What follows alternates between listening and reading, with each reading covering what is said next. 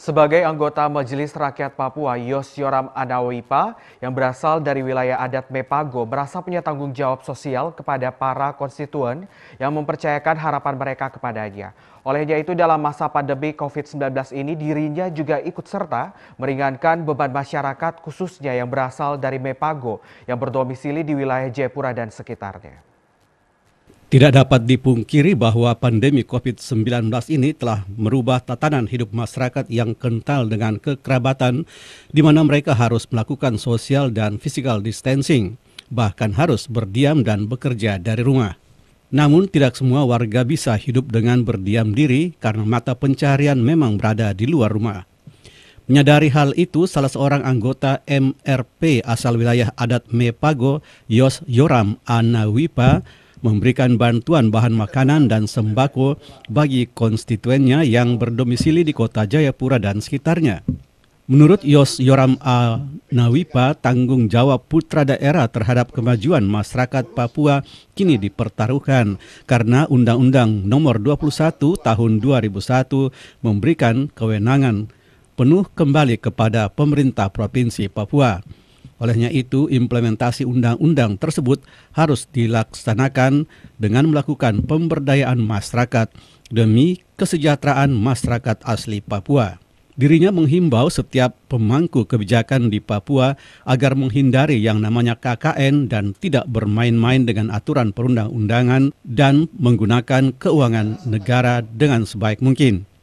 Saat ini masyarakat perlu diberdayakan seperti yang sudah dilakukannya secara pribadi dengan memberikan bantuan BAMA bagi 6 asrama mahasiswa di Jayapura dan juga bagi mama-mama janda dan mama-mama Papua yang berjualan di kota Jayapura dan sekitarnya.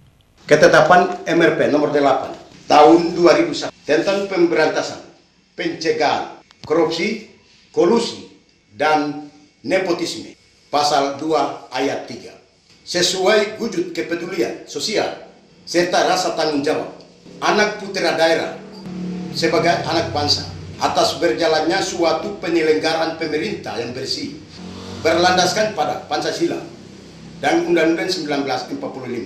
Maka kontrol sosial sangat penting sebagai bagian dari korban kebijakan yang tujuannya merugikan masyarakat pereser yang selama ini mereka bersuara-suara di lembah penderitaan dan tidak boleh merugikan rakyat, negara, dan bangsa.